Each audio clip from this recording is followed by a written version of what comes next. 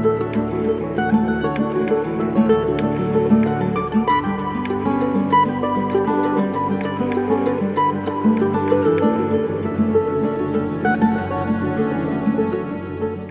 own Purple Frog Gardens in Whitefish, Montana. And we started back in 1991.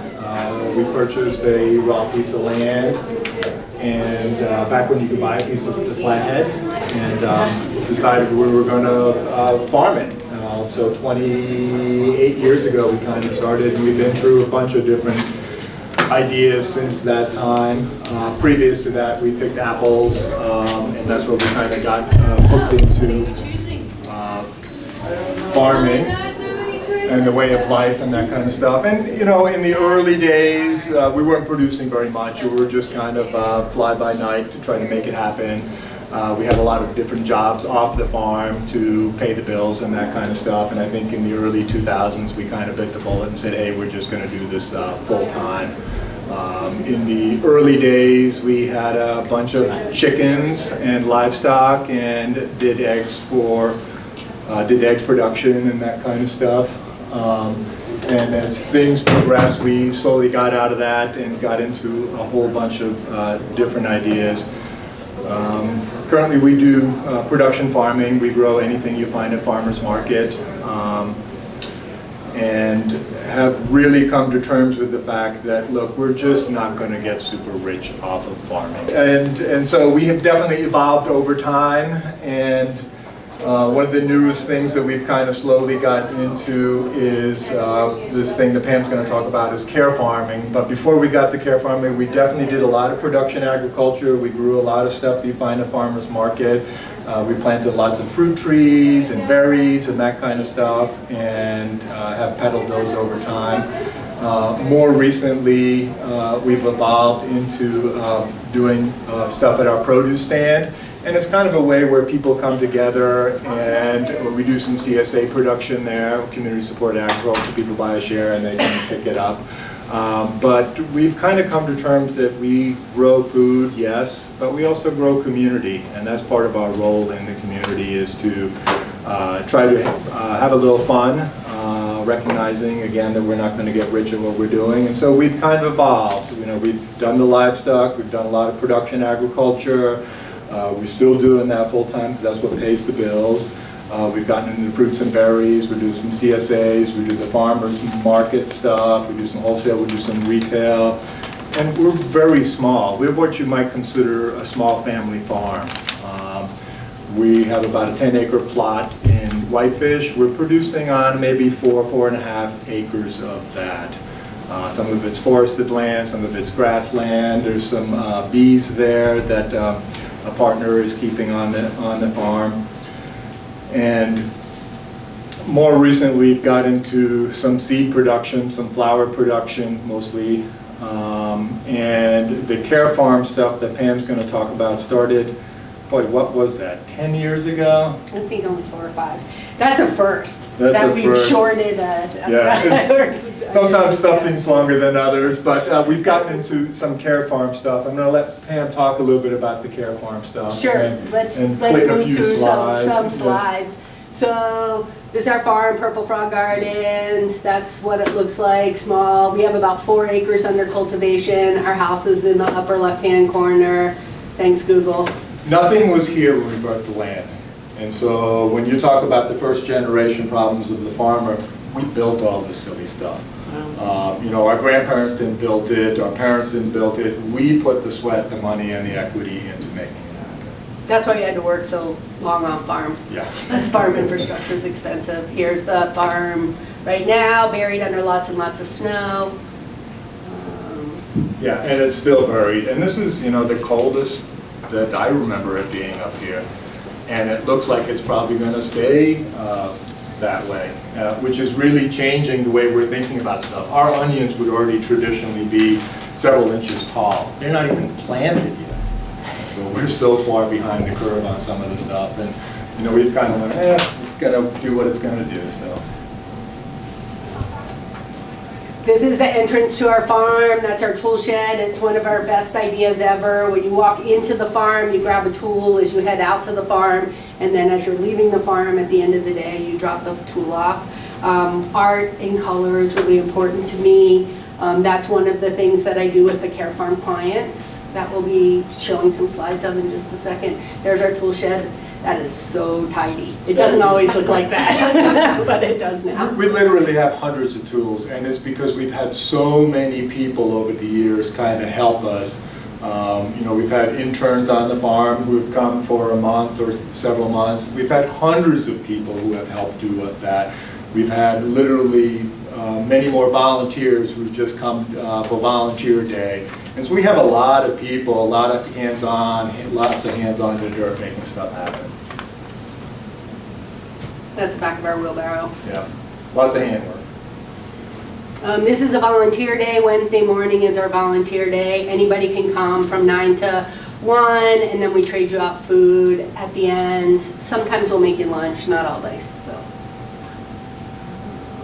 These are just a row cover inside of a hoop house.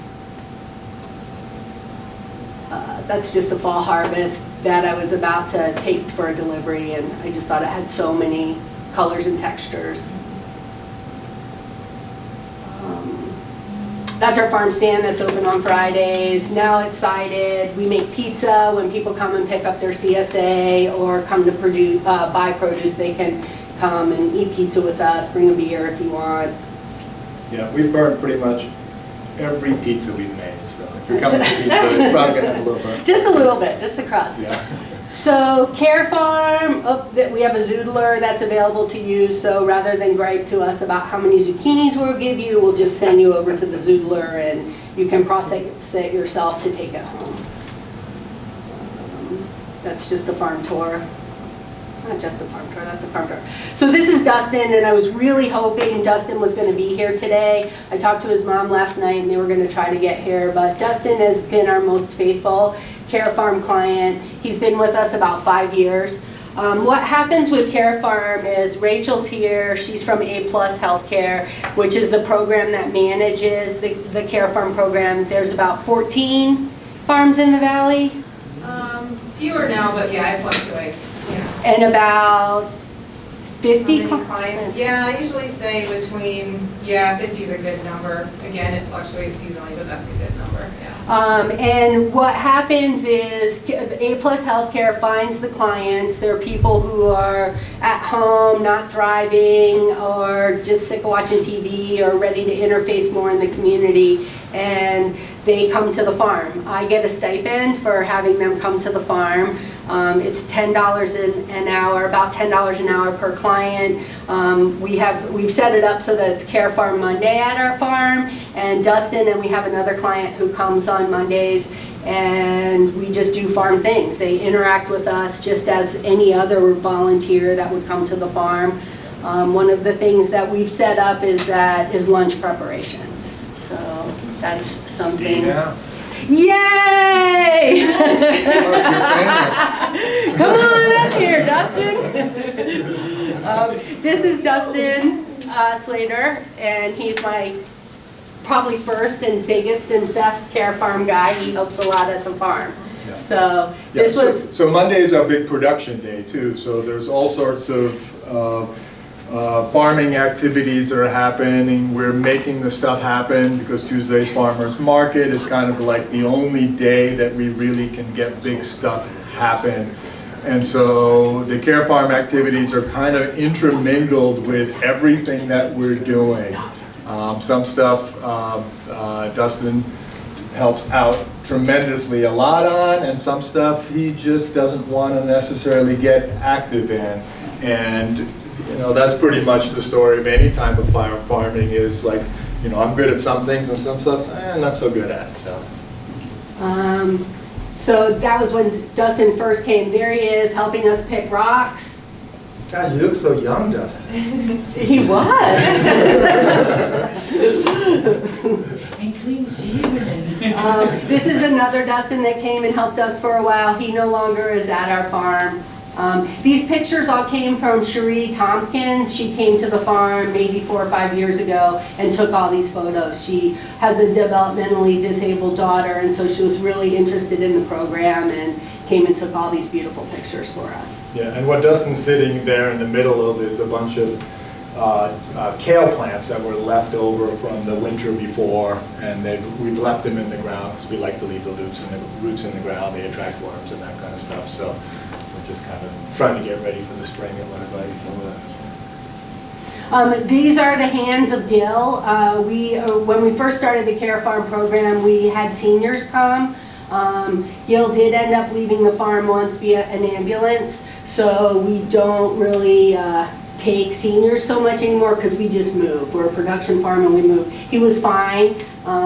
He's no longer alive, but I just love that picture of his hands, and he was a real great addition. His calmness and humor was greatly appreciated at the farm. Yeah, and this is kind of an example of we're finding activities where everybody can do. Stand-up work, not knees in the dirt, and Gil pulled a lot of plugs. Sure did. It was the rhubarb. We had sent him with a partner to pick the rhubarb, and he really wanted to pick the rhubarb, and the partner we had sent him to pick the rhubarb with was just sitting there on the ground receiving it. And it's like, wait a minute, you're putting an 80-year-old man going up and down like this to pick 80 pounds of rhubarb, and you're 20 years old? Get up! But it was too late.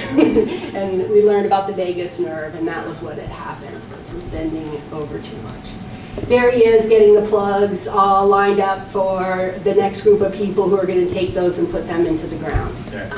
Gil had so many different stories. It was hard to sometimes tell if the stories that he was telling were true or not true, but it didn't really matter because they were just stories and people really appreciated them, especially the younger generation. A lot of our interns are 20 to 30 years old, and they just love those stories. Another picture. Gave him a good test. Yeah.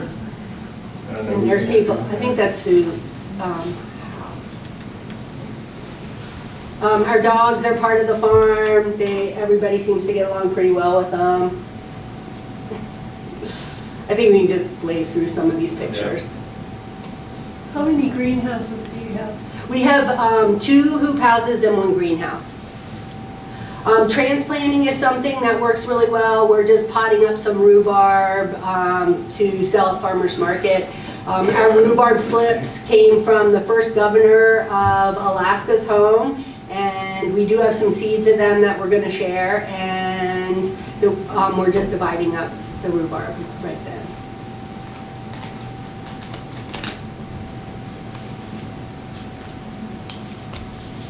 There's Dustin Fry getting ready to do some watering.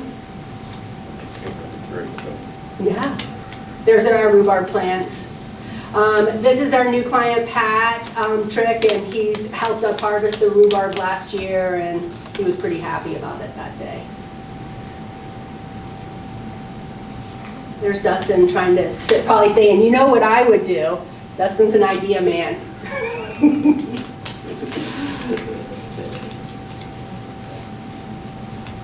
I love the way my hair looks. Looks good. One of the things that we've incorporated into our Care Farm Day is that we always make lunch on Monday. And so we make lunch anywhere for 6 to 15 people, depending upon who's showing up that day. And so we do a farm activity in the morning, then we go harvest a few things for our lunch, then we go down to the house and make lunch, and then everyone comes down and eats lunch. Yeah, so that everyone includes the number of interns that we might have on the farm that particular year. It might be 4, it might be 8, depends on what's going on. And it's also people who are trading for CSA. We have several different clients who trade for CSA. Part of that trade includes lunch that Dee and the rest of the crew's making on Monday. And they're making tortillas.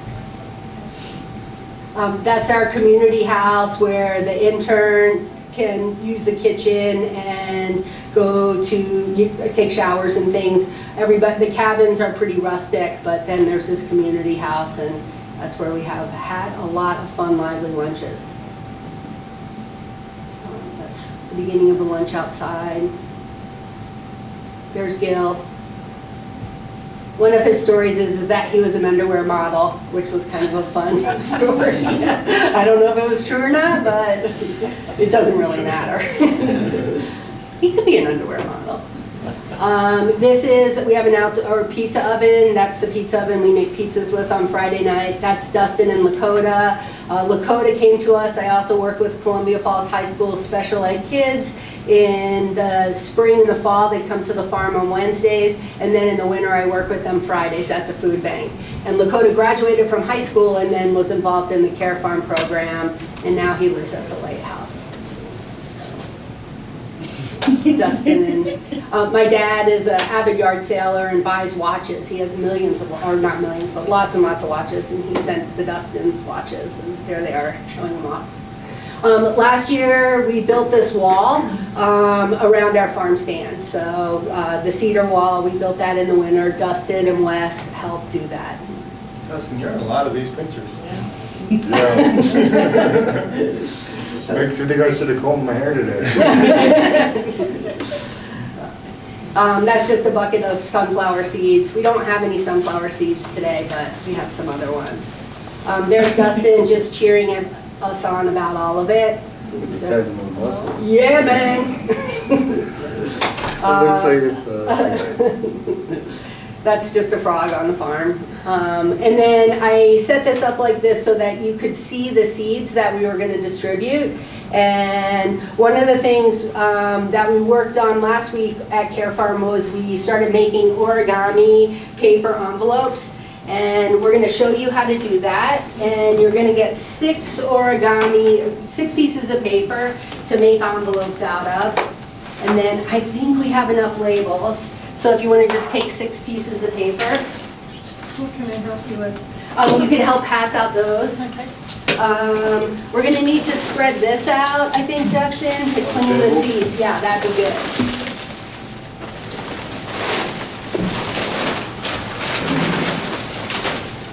Here's the brochure from A+ Healthcare if anyone's interested in becoming a care farmer, or if you know of a client that could potentially become part of it, that would be great. This is a list of the seeds, and again, another piece of the Care Farm client information, or contact information, as well as our farm information.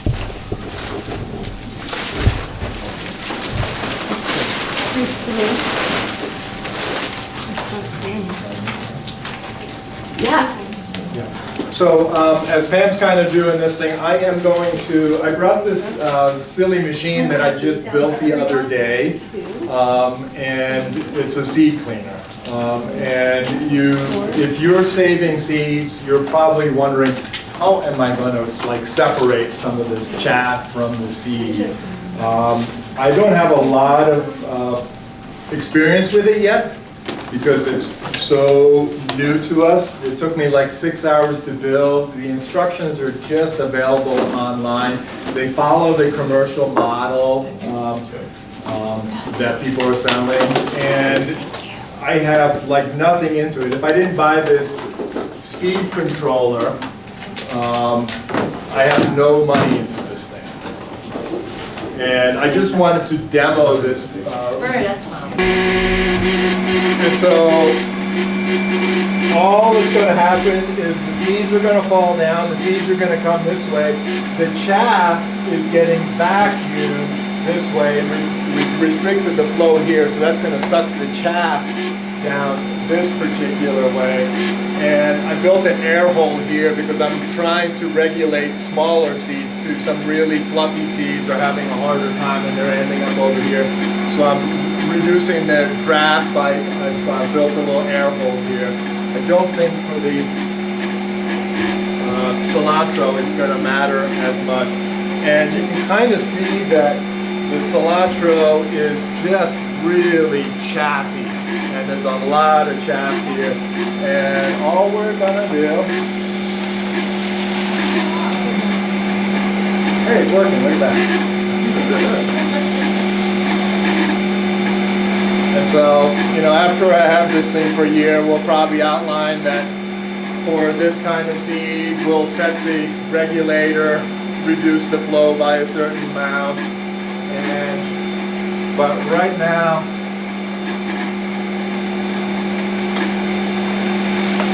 I can't really see it if it's working good or not, but. It is. It's working. And I just wanted to demo it because it is such a simple gadget to build. 6 For hours Mike. simple. And what it just did was that. Which is really pretty remarkable. I would run this through again just to try to get some more of the chaff out, but you know, we pretty much separated all of the chaff into one side and all of the seed into the other side, which is really a time saver. If you want to play around with this thing, I have a few lessons that I've learned already on how I might do it different next time, so if you're interested, talk to me after. And then you're gonna take one of the triangle ends and fold it up to the corner in the middle between the other two. And you probably made one of these cups when you were a kid, but I'm reminding you of that. And then you fold the other corner to the middle of the, how am I doing? How are people doing? Okay, so you have the triangle. And then you're gonna fold your first corner up to this corner. And then your second corner is gonna go up to this corner. So this is the shape you should have. How we doing? Dusty, you wanna go around and see if anyone needs help? I need help with Oh yeah, that's great. So then what's gonna happen is in the there's two triangles and you can separate them at the top. And that's your cup. And then you'll drop the seeds in the center and then you can fold everything over after the seeds are in and you can tuck your envelope into the outer flap of the top one. And then it's a sealed container. You guys believe in me? Yep. Is this working? Are we gonna be able to whip out 6 each? First, one of the things that's so cool about seeds is how different they all look. This is the rhubarb seeds. And I don't really know why anyone would grow rhubarb from seed here, just because you can get a slip from a friend. Because it's so pretty when it first comes up. You know? It is, It's well, this I'm tiny not- little plant, and it just looks so cool. And this is the first year, Pretty true to the original plan. this is the first year we've saved this, the rhubarb seeds. So we saved them, and so we haven't grown any out yet. So we don't know. It's just all one big experiment. Is it a red stem? Red rhubarb? stem, and it's giant. It's giant. Oh, yeah, the picture. Yes. Depending on how you grow it, the stalks can weigh a pound each. I mean, you can grow them denser so you get long skinny stalks, and we do a lot of that. But as you see, some of those stalks are really quite large. You just put these right in the ground then, or would you want to start them inside first? You know, we start almost everything inside. There are some exceptions, obviously, but most things we're starting inside. And Okay. Now, does this rhubarb have a name, your name? it does not have a name. We've been calling it Gladys's. The first governor of Alaska, whose name I've looked up like 50 times and can't just seem to get it in the hard drive. Okay, so we're gonna pass out some seeds. Is that happening? The seeds are getting passed out right now. Wonderful. And that's the first one. So on the slip of paper that I passed out, that has our farm contact name, it also has the written name for all the plants you're gonna get. So that if you don't know how to spell rhubarb, you can just look it up. Okay. Okay, next slide. Next slide. Next slide, please. The next one is painted mountain corn. This is a really great corn that is actually originally from Montana. And Dave Christensen is the man who started that. Where is it? Okay. So I'm just gonna pass out these cobs. And then you just pop off a handful, or however many corns you think you'd use. These are the corn. And Is that Dave, painted corn? painted mountain corn from Dave Christensen. And if you want a fascinating seed story, Google him. He knows a lot. This corn is off the charts in bioflavonoids and antioxidants. He tells a great story about how all of the all of the mice in his barn were just eating the darkest corn. And he found out via that, because that was the one that the mice were most attracted to, that the darker one was the most helpful. So this one that's getting passed out right now, I did not write that one down. I mostly just wanted to show you guys the diversity of the seeds. This flower is really beautiful pink. It's called Crespus rubra. Pink hawksbeard is the name of it, and it was just a really pretty flower. And you can see that looks like a dandelion, so you can put that one. Yeah, and you're welcome to take that too. You'll just ask them. It's okay to give extra. Okay, so we got distracted. There's the corn. There's a bonus one that you might have to make an extra envelope for. This is not, does anybody have any questions, or how are we doing? Feeling interested, engaged, kind of fun, getting some seeds, learning how to make a paper envelope? Dustin's being such a great assistant. This is Love in a Mist, Nigella. We have not cleaned these seeds yet, but Mike's gonna try. I'm gonna try today, is that happening? Try, first time, brand new. First time, okay. So, I just found out a little bit about this plant, Nigella Love in a Mist, that it's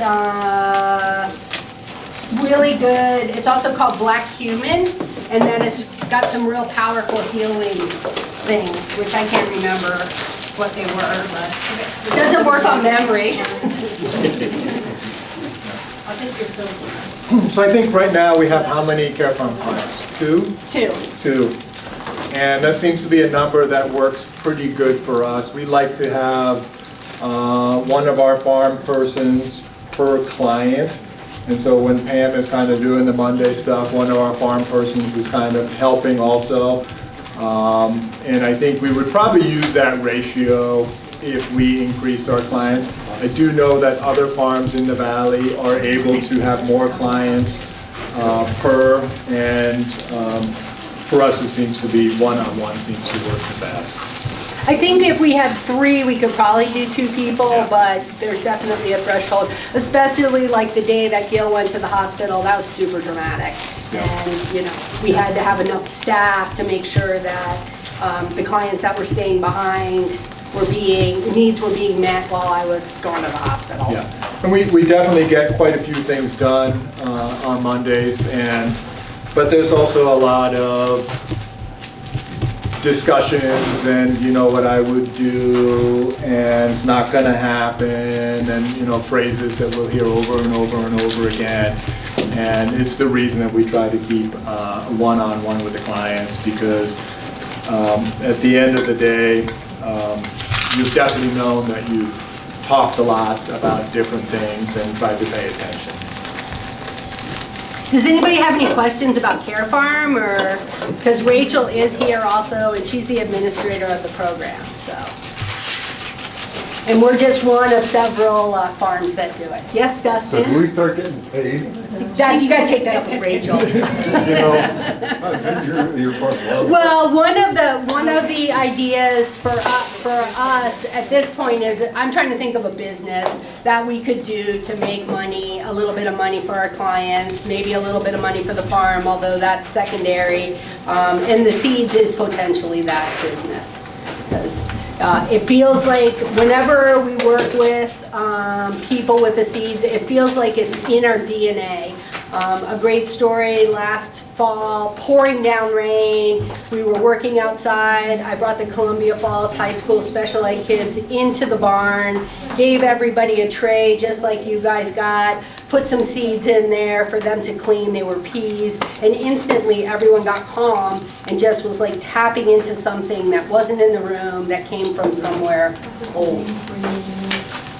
So I am running the Nigella Leaven and Mist through the cedar first time. I have no idea what's about to happen.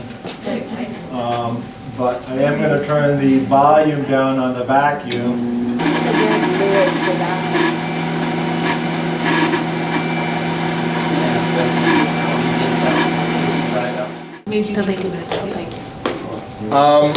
We have a high school student who built one that's in the back of the room. I tried to bring it up here. It's just a little cardboard box one. And we were having a little bit of difficulty getting it to function as well as I thought it should function. I come from an engineering background, that's what I went to school for, and so I was like, oh, there's got to be a better way. So YouTube, if you're looking for this design, go to YouTube. Yeah, and I mostly did it because it was so bloody cold and I needed something to do, and it's like, I can't start seeds. So we've been talking about these kind of different little things, and this was one of them. I think the next little thing that we're going to try to do is a propagation chamber, which is like a high humidity chamber where you can put your flats and they all sprout at the same time. And so that's another design that you can find stuff on YouTube. You can purchase them for thousands of dollars, but it looks to me like you should be able to build one for about $100. For how much? About $100. It's fun. It's an abundant world. On the way down here, Mike and I was talking to him about the economics of Free the Seeds, our economic impact, and I think in some ways we're negative because we're teaching people how to grow food for themselves, or flowers, or whatever, and that's kind of a negative economic impact because people get to save their money and spend it on other things, or maybe not even earn it. The weed seeds tend to come over here if they're a different weight than the other weed seeds. So there is some benefit to having a silly little gadget if you're getting into seed saving. Okay, so cilantro, I don't know if everyone knows this or not, cilantro and coriander is the same plant.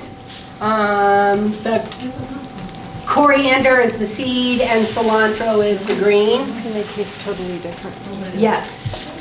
And so if take as many of those cilantro seeds as you want, and if you don't want to plant them all, use them in chili or salsa or something. Sriracha? Or maybe you could make sriracha out of them, I don't know.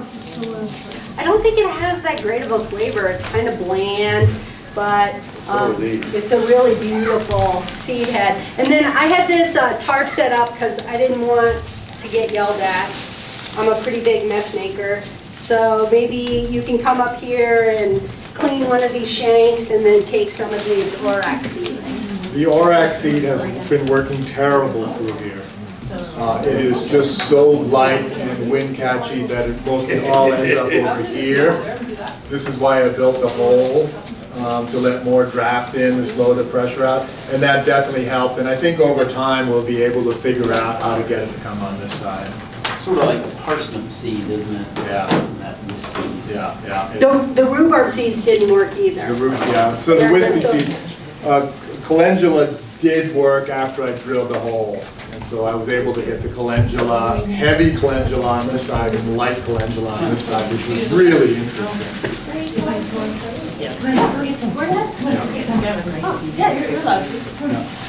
Oh, the Nigella seeds, which was the last one. This is the seed pod, and they're just so beautiful.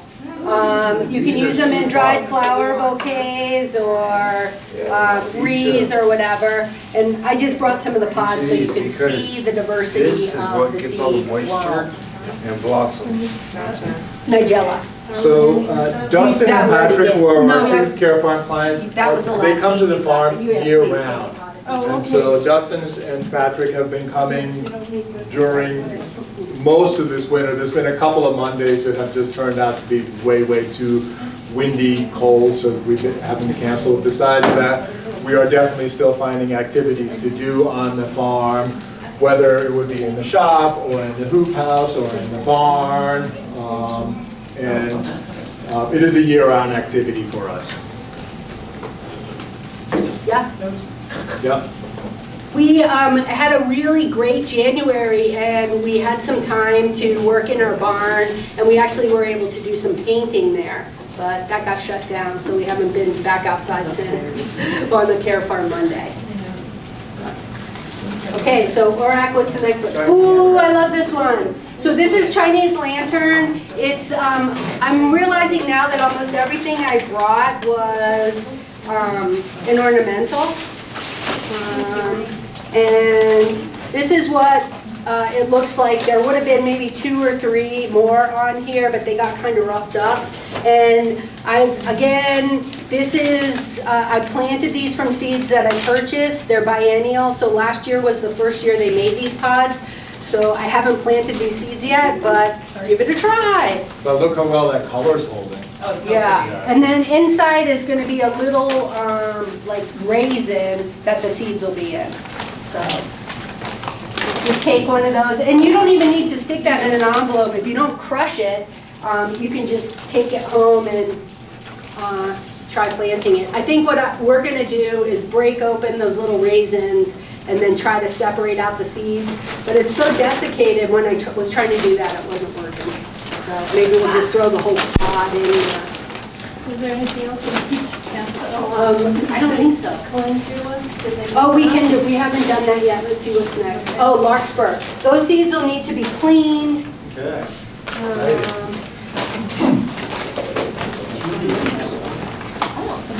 Oh, that's the cilantro chaff.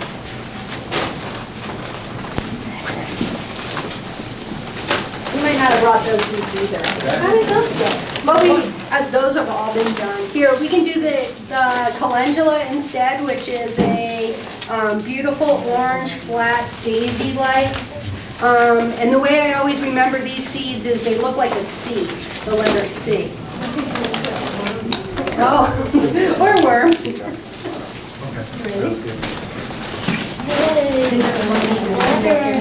Good for your skin. Yeah, I like it. I think one of the most important things that I would hope that people would walk away with is considering becoming a Care Farm or accepting a Care Farm client.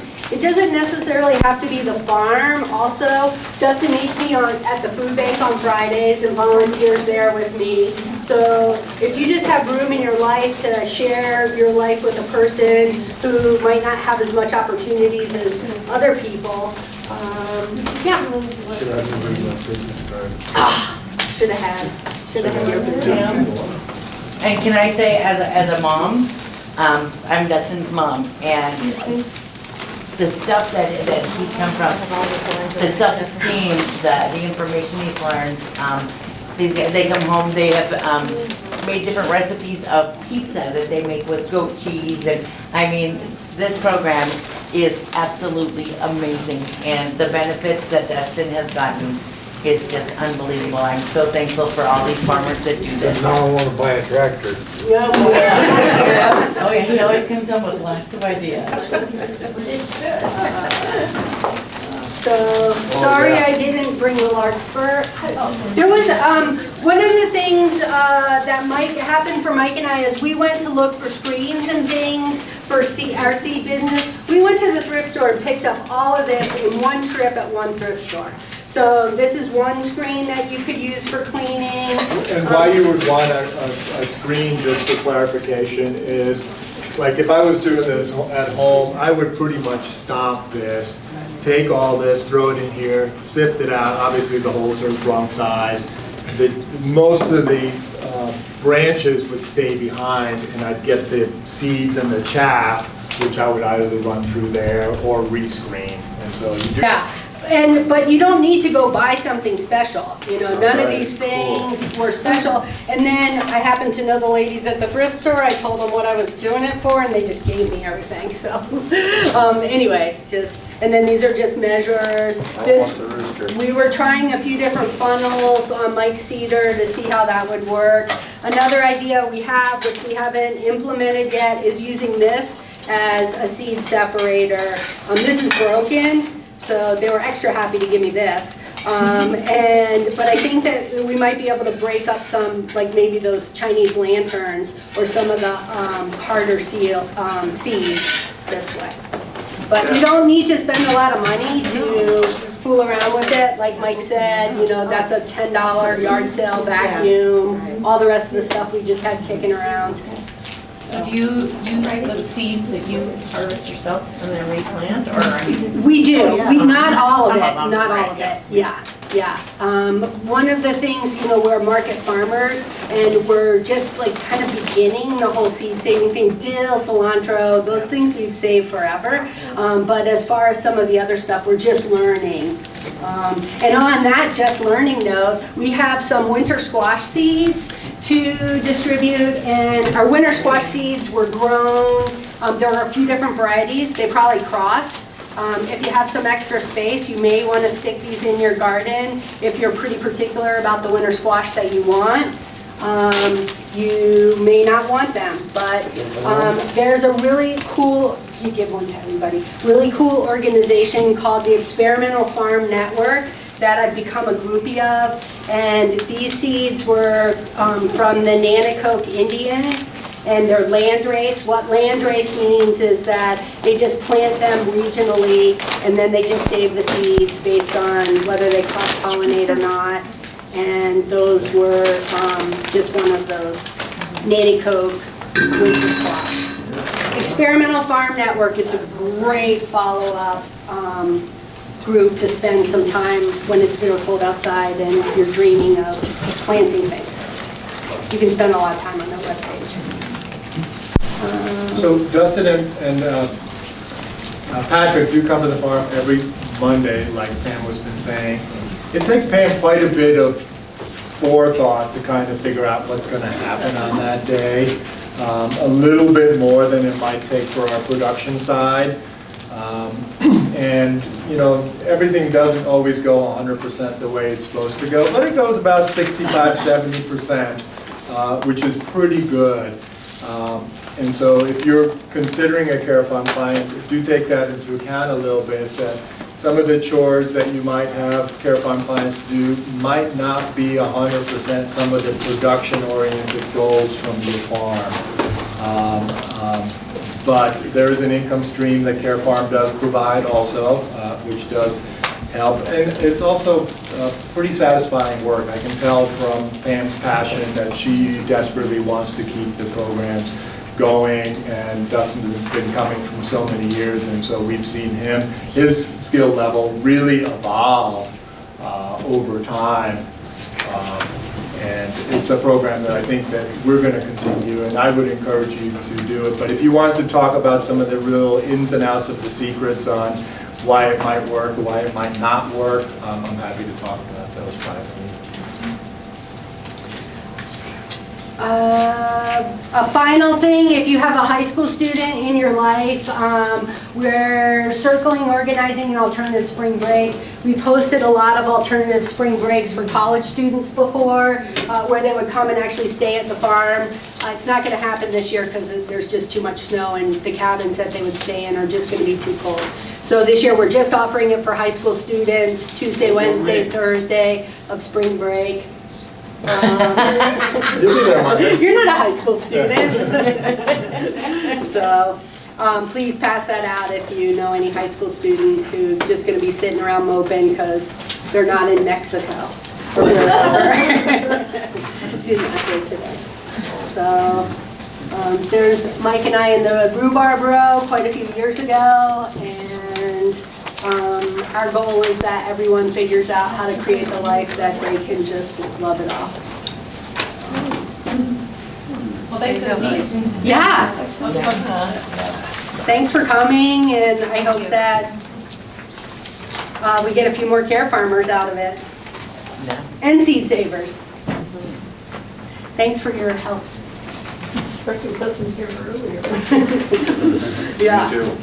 Does anybody have any questions or comments or anything? Sign up for our email list if you want to. You have to, you can bring a paper that says that. You have to be vested and go to our webpage. Great, Dustin. Pam at purplefroggardens.com. Nice stuff, dude. That's our email, and I'm way more responsive this time of year than I am in the summer.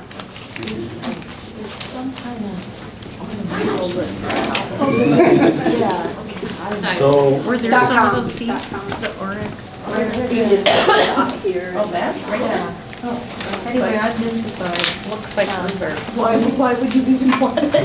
So Spilanthes and the larkspur I didn't give you. They didn't end up in our yard sale box. This is for Rod's class, which is next. Yeah.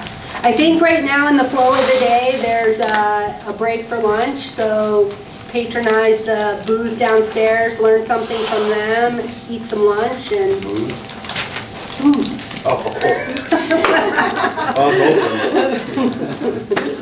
Yeah. Does anybody have any questions for Dustin? What's your favorite part of working on the farm? If you had to pick one chore, what's your favorite thing? Not the one you want to say. Yeah. personally, I like milking a goat at Linda's farm, Yeah. but I like all the social interaction I've received at the care farms. It's really broadening my friend list and all that, you know? I'm happy to hear that. Thanks for sharing. Have you ever milked a goat? No. I'll have to try. I'll have to try this. Hand milk. The milk is really good. Goat milk is really a lot thicker, Yeah.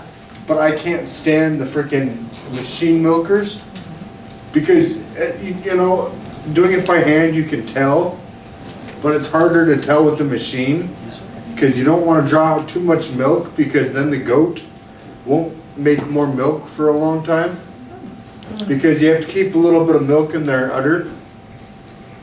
You know, so you squirt off like two squirts of garbage and then you milk them. It's fun. Cool. Well, thanks for sharing. And we have plants all spring and summer everywhere. He plants stuff all over the place. Well, that's exciting. Nice. Very cool.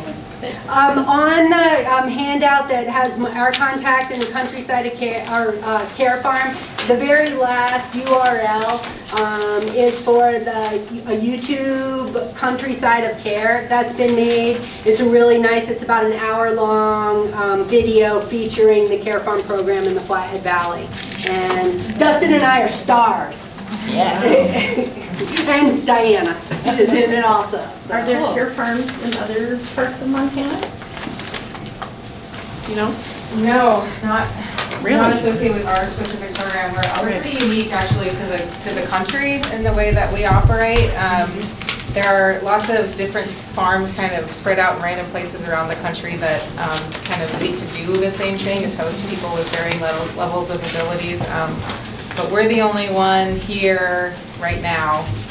We're always trying to think of ways we can, you know, expand and grow, so hopefully that. And wasn't this modeled after a situation in the Netherlands? Yeah, exactly. Right. Martin Fisher, a Dutch man who had a heavy hand in getting care farming established in the Netherlands and Switzerland as well. He started this program here in the Valley. Great. Yeah. It's an awesome thing. I know another young woman who goes to some farm somewhere and she just loves it. Just loves it. Yeah, it's great. If you're Glad you're here. interested in cool programming models, working with people with different abilities, the Butte Silver Bowl Development Council last year started a food truck called Dish Ability, and it's so neat. They will rent it out to local chefs for almost free if they hire the trained staff that the Butte Silver Bow Disability Council has trained in kitchens. So you have a restaurant that wants to borrow the food truck for the weekend. The restaurant is suddenly exposed to a brand new population that they maybe never had considered working with. And it's a really good model, and it's been quite successful in Butte. And of course, the big picture idea would be to make something like that here. Because I'm thinking I Dustin, wanna do that. yeah, I know. You know, set my van up. Yeah. Dustin and I both have idea diarrhea, so we're a good team. So.